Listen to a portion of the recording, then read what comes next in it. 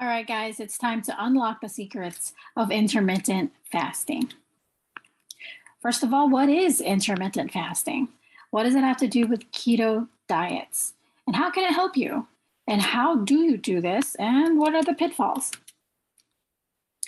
First of all, let's talk about the contraindications to IF.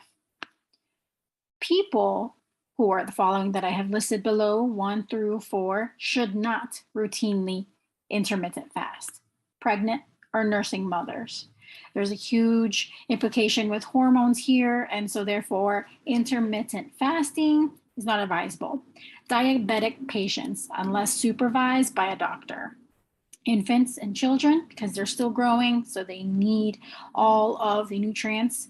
And those who have suffered from eating disorders such as anorexia or bulimia. I would also like to throw out there that though I am an MD, I would like to advise for you and encourage you that if this is something that you are thinking of doing, make sure you do talk to your doctor first and see that you are able to do this. I am only giving you just some nutritional guidelines and educational benefits about intermittent fasting and what you can learn from it. So, intermittent fasting and what it is not. IF is not calorie restriction, and it is not starvation. Starvation is where you totally just don't want to eat. It's involuntarily lacking of nutrition. Extreme calorie restriction leading to bodily stress and protein breakdown. However, IF it is a form of fasting. Now, what is fasting? Fasting is voluntary and complete withholding of eating food while maintaining fluid status. Commonly, it's prolonged overnight fasting, but it can be done over the course of days. For example, a few days in a month or a few days within the year as a form of detox. So during fasting, intermittent fasting, this is a time of body healing and rejuvenation. For example, autophagy. Autophage is or will be discussed later on in this topic, but we will continue to focus on what intermittent fasting is. IF is an enhancement of the ketogenic diet. Fasting, this is normal. So we were designed to not eat for prolonged periods of time. I know this is weird. However, take a look at this. Religious fasting has been observed for centuries without harm to millions of people. It's been done even in the Bible. Everybody fasts overnight and between meals. So the way that God created our body was to fast. The body maintains its energy production, especially while you're asleep, by the combination of glycogen burning, gluconeogenesis, and ketosis. The body maintains blood sugar through breaking down the stored glycogen first, and then gluconeogenesis, making more glucose, new glucose in the liver. Fasting versus calorie restriction. What are the differences? Number one, fasting. Body turns on ketosis. Ketosis causes fat loss. No refeeding syndrome occurs. There's no weight gain that occurs. No stress response by the body if it's not done in extreme measures. The metabolic rate only decreases about 29 kilocalories per day. Now, what's calorie restriction? This is where someone who is supposed to have at least 2,000 calories a day, but they're only eating 1,100 calories. And I've spoken to some people who have done this. This is where the body never fully turns on ketosis. Fat is lost, but refeeding syndrome occurs. And then fat is regained. This is why people go through the cycles. Body is placed under a huge amount of stress and cortisol level shoots up. This places the person in extreme starvation and the metabolic rate drops by 76 kilocalories per day. Remember this, fasting plus ketosis equals enhanced ketosis and autophagy. Let's break this down. Fasting 101. Fasted just means no food is immediately available for energy production by the body. So what happens is instead of having to place an outward item as a form of energy, as a form of fuel, you are then utilizing the things inside of you as a form of energy supply. First, it's going to burn through the stored sugar called glycogen. That's stored in our liver and muscle cells. Then it's going to burn up the fat reserves using the process of ketosis. So only extreme prolonged periods of starvation will the body break down the muscles for energy. So if you've been doing keto for more than 3 days, you are in the process of ketosis. You've already accomplished burning through glycogen, and now you're down to fat. Enhanced ketosis. This is essentially enhanced ketosis. It takes you deeper into ketosis by increasing the amount of ketone bodies. This means you're burning more of your own fat. You can actually grab these in the stores where you can actually check to see if you are in ketosis. It's like a litmus paper test. So there's been some studies that have been conducted, and some of them were using the complete alternate day fasting, modified fasting, time-restricted feeding, religious fasting. They took all these studies as a whole, and they found that there were some similarities with all of them.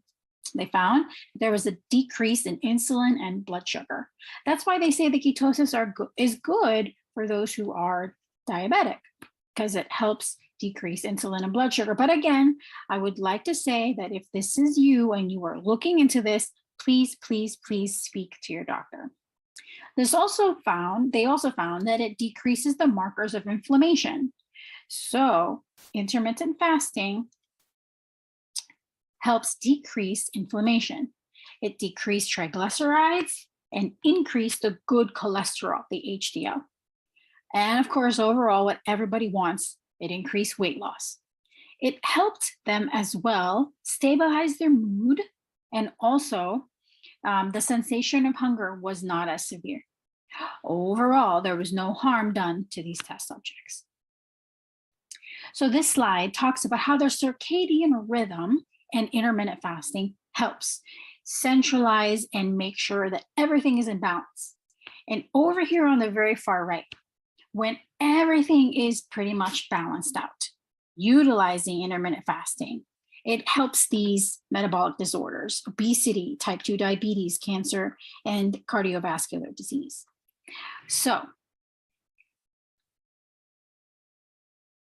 the circadian coordination of metabolism and energetics. This is basically saying that the circadian rhythm, the sleep-wake system of our body, is broken down into 2 parts, the feeding and the fasting. And there's a lot of things metabolically occurring in our system at this time. And the circadian rhythm is basically what turns on and turn off these things that occur. For example, the wake or the feeding part of the circadian rhythm increases glycogen, cholesterol, and bile acid synthesis. It increases insulin secretion, increases fat production, lipogenesis, adiponectin production, fatty acid synthesis, glycolytic metabolism. However, when you are asleep, your body does the complete opposite. Gluconeogenesis, glycogenolysis, mitochondrial biogenesis, glucagon secretion, lipid catabolism, leptin secretion, oxidative metabolism. So these are the complete opposite. Notice that God created us to be balanced. There is also something that occurs when we are sleeping and our gut biome is affected. So the effects on the gut biome feeding. Remember that every single day, whenever we eat, we are feeding trillions of bacteria, microbiomes in our gut. We have normal viruses and phages and yeast and fungi in our body. These exist in a fluid volume of almost 1.5 liters from mouth to anus in the human gut that stretches nearly 30 feet. So there's a natural rhythm whenever we're sleeping, whenever we're eating, during the day and during the night, that happens and occurs in our gut biome. Remember that what you eat matters. The good stuff, like the prebiotics, and the bad stuff, like the junk food, very simply put, good, bad. Pre-food stuffs for good microbiomes impacts the reproduction of the microbiome. It impacts the mucus layer of the gut. It also impacts the cell signaling, impacts inflammation, and ultimately impacts your own mortality and morbidity. When you feed your gut biome is also very important to take note of. The gut biome, like our organ system, needs time to self-regulate. Remember that. Feeding the gut biome is cyclical, following, like I said earlier, their circadian rhythm. It also follows a type of food sources and the times of fasting associated with food scarcity. We're going to break this down in two parts. Good gut biome, what does it look like and what's happening? The protective mucus layer here is thick. There are beneficial bacterial byproducts. So the bacteria that's in our gut biome actually produces these byproducts, and they're good food. They're used for signaling in our system. Antimicrobial signals that are well balanced is found in a good gut biome. Then there's also these things called tight junctions. Basically, it's just having the cells put together and they're tightly bounded. It's not loose. They're tight junctions between gut lining cells.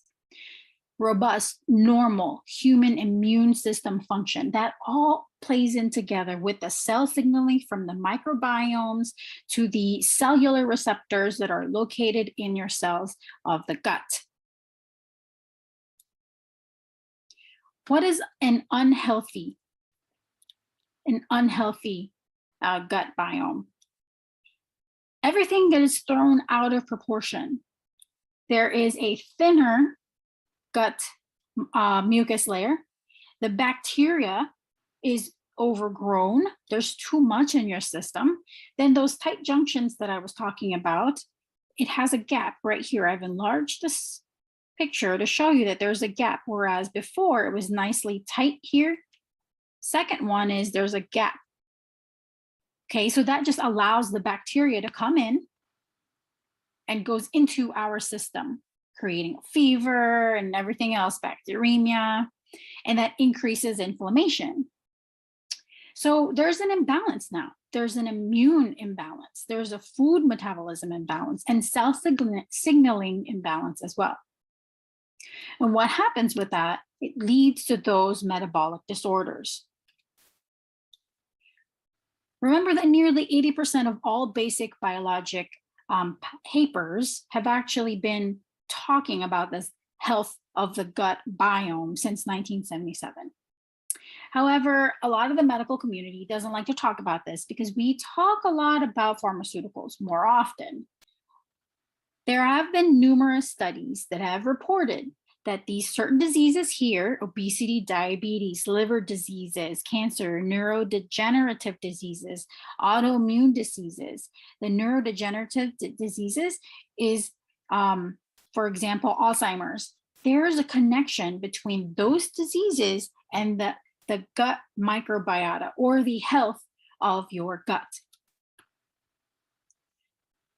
So that's why it's important to make sure that you have a healthy gut microbiome. So the difference first between eating and fasting. Eating, you're burning primarily the sugar, especially the refined sugar. You gain weight with a high calorie intake. There is no rest in your gut. You're consistently making it work.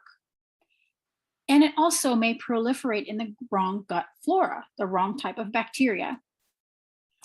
So if you have the standard American diet, that actually leads to shortened lifespan because there's an imbalance with the macronutrients. and the amount of calories a person typically takes. However, when someone is fasting, it helps burn fat, it helps lose weight, it helps the gut rest so that it can regenerate, and it turns on autophagy and increases lifespan. So, intermittent fasting is a strategy. It's used to enhance ketosis, increase internal fat burning, improve blood sugar, increases weight loss, decreases inflammation, and gives your gut the time to rest, induces autophagy, and also helps kill cancer cells, especially those recovering from chemotherapy. So here's a simple way to start. Start with extending your overnight fast by 2 hours, 3 days in the week. Once you're comfortable, extend it out to 16. If you're tolerating the 16/8, 3 days out of the week, increase it to 5 days out of the week. So be mindful though, during the time that you are intermittent fasting, be mindful of these symptoms: hypoglycemia, hunger, irritability. That's why those who are diabetic and have thought about doing intermittent fasting, make sure that you speak to your doctor, because hypoglycemia is something that needs to be monitored.